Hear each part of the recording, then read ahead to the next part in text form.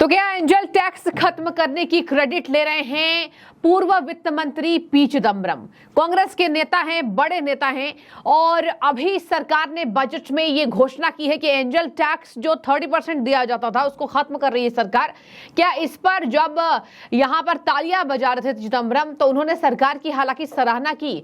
चिदम्बरम और शशि थरूर, दो कांग्रेस के दिग्गज नेताओं ने बजट की सराहना की है, लेकिन इस पार्ट की, एंजल टैक्स की सराहना की है। बाकी सभी बातों पर बजट को बताया है निराशापूर्ण। अब मैं आपको बता दूं, पी चिदम्बरम घिर रहे हैं, दर्शकों घिर रहे हैं। उनके इतिहास को याद दिलाया जा रहा है कि जब आप सरकार में थे तब तो आपने खत्म नहीं किया था, लेकिन आज सरकार ने 24 में जाकर इसको खत्म किया है, तो आप आज तालियां पीट रहे हैं और इसका क्रेडिट ले रहे हैं। दर्शकों एक बात मैं और बता दूं, पी चिदम्बरम ने क्या कहा है कि कांग्रेस के घोषणा पत्र से एक कॉपी है जो एंजल टैक्स को खत्म किया गया है, लेकिन मैं इसकी सराहना कर रहा हूं सरकार के लिए। और देखिए यहां पर कांग्रेस के घोषणा पत्र की कॉपी हर बार बजट को बताया जा रहा है। शशि थरूर हो जाए, पी चिदम्बरम हो जाए, सोनिया गांधी हो जाए, तमाम दिग्गज कांग्रेस के सभी नेताओं की मैं बात कर रही हूं, और इन्हीं नेताओं का कहना है कि बजट कांग्रेस से कॉपी है। तो चलिए आप एक बात तय कर लीजिए, ये जनता पूछ रही है कि कॉपी है तब तो बढ़िया होगी, और कॉपी नहीं है तो आप निराशापूर्ण बता रहे हैं। तो यानी कि आपको ऐसा लग रहा है कि बजट में कुछ अच्छा है तभी आप कांग्रेस की कॉपी बता रहे हैं। अगर कांग्रेस की कॉपी है तो बजट तो बहुत अच्छी होगी, कांग्रेस है आपकी पार्टी, कांग्रेस की कॉपी है ये बजट। दर्शकों दो तरफा कांग्रेस पार्टी घिर रही है। चलिए मैं आपको बताऊंगी कि आखिर क्या है एंजल टैक्स जो सरकार ने खत्म कर दिया है। देखिए एंजल टैक्स एक ऐसा टैक्स है जो स्टार्टअप्स को एंजल निवेशकों से मिलने वाला फंडिंग पर लगाया जाता है। मतलब कि स्टार्टअप्स जितने भी लोग करते हैं, एंजल फंडिंग जो उनको मिलती है, बाहर से फंडिंग मिलती है और उन निवेशकों पर लगाया जाता है। और बता दें आपको, यहां पर निवेशक से मिलने वाले फंडिंग पर यह लगाया जाता है ये टैक्स, जहां खास करके जब तब निवेश की रकम स्टार्टअप्स के शेयर के उचित बाजार मूल्य से ज्यादा हो तब ये टैक्स लगाया जाता है। एक बार फिर से समझ लीजिए कि एंजल टैक्स क्या है। देखिए एंजल टैक्स एक ऐसा टैक्स है जहां पर कहा जा रहा है कि स्टार्टअप्स में अगर निवेशकों का जो रकम है वो अगर शेयर बाजार के मूल्य से ज्यादा है, निवेश का रकम वो फंडिंग पर लगाया जाता है। निवेश पर जो फंडिंग हुई है, अगर उस फंडिंग का मूल्य शेयर बाजार के मूल्य से ज्यादा है, बाजार मूल्य से, तब आपको एंजल टैक्स देना पड़ता है। तो देखिए यहां पर नरेंद्र मोदी की सरकार ने एंजल टैक्स की व्यवस्था को खत्म कर दिया 2024 में। इस पर ही क्रेडिट पी चिदम्बरम ले रहे हैं। ये सिर दर्द बन गया था, एक ऐसे व्यवस्था को स्टार्टअप्स के लिए सिर दर्द बन गया था जो कुछ बड़ा करना चाहते थे। इस कारण स्टार्टअप्स में निवेश का 30% हिस्सा टैक्स के रूप में सरकारी खजाने में चला जाता था।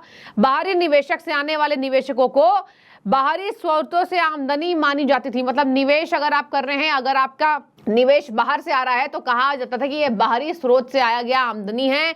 और यूनियन बजट 24-25 के बाद अब भारतीय स्टार्टअप्स दुनिया भर में अपनी छाप छोड़ेंगे, ये तय है। ये सरकार के द्वारा कहा जा रहा है। एंजल टैक्स की व्यवस्था दर्शकों 1961 में की गई थी। 2012 में काला धन पर आए व्हाइट पेपर के बाद इस टैक्स को लाया गया था। बताया गया था कि इसका उद्देश्य असूचीबद्ध कंपनियों के माध्यम से काला धन पर लगाम लगाना है। मतलब जो बाहर से फंडिंग हो रही है उस पर लगाम लगाना है।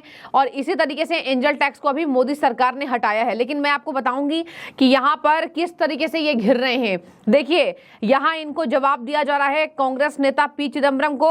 यहां बता दें आपको, पी चिदम्बरम को घेरा जा रहा है, कहा जा रहा है कि क्या आपने वही बात की जो कांग्रेस के कार्यकाल में आपने कभी नहीं हटाया।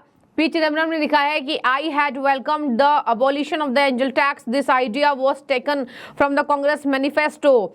A vice troll page commented that the irony was that Chidambaram had introduced the angel tax. I am sorry for his ignorance. ये लिखा है पी चिदम्बरम ने। आगे मैं आपको बता दूं, रूबिका लियाकत जाने मानी पत्रकार है, उन्होंने लिखा, चिदम्बरम जी ये एंजल टैक्स लाया गया था 2012 में, सरकार थी यूपीए की, आप उस वक्त गृह मंत्री थे और वित्त मंत्री थे प्रणब दा। और दिलचस्प बात यह है कि उसके ठीक बाद का बजट आपने ही पेश किया था, लेकिन एंजल टैक्स तब भी बरकरार रहा था। एंजल टैक्स पर जब पी चिदम्बरम ने कहा कि मैं बहुत खुश हूं, बहुत सालों से ये कांग्रेस के मैनिफेस्टो में है, एंजल टैक्स को अब सरकार जो है वो खत्म कर रही है। देख दर्शकों इसी बात से पी चिदम्बरम घिर गए और पी चिदम्बरम को खरी खोटी सुनाई जा रही है। आपने देखा तमाम ट्वीट्स, ये ट्वीट्स उन जवाबों के लिए है जो पी चिदम्बरम क्रेडिट ले रहे हैं कि ये कांग्रेस के मैनिफेस्टो में है। कांग्रेस के मैनिफेस्टो में है तो आपने क्यों नहीं हटाया था पहले। इसी पर ये घिर रहे हैं। अब देखिए यहाँ पर कहा जा रहा है कि रूबिका लियाकत ने जब लिखा तो तमाम लोग अलग अलग तरीके से कमेंट कर रहे हैं और कह रहे हैं कि कांग्रेस की आदत रही है हमेशा क्रेडिट लेने की। देखिए सुप्रिया श्रीनेत क्या कह रही हैं। आज बजट के जो डॉक्यूमेंट्स होते हैं वो थोड़ी देर पहले ही अपलोड हुए थे, तो उसको और डिटेल में देखकर हम आपको एक और डिटेल टिप्पणी देंगे। लेकिन फौरी तौर पर जो बड़ी बातें हैं उस बजट पर आपको कांग्रेस पार्टी की प्रतिक्रिया इस मंच से मिल रही है।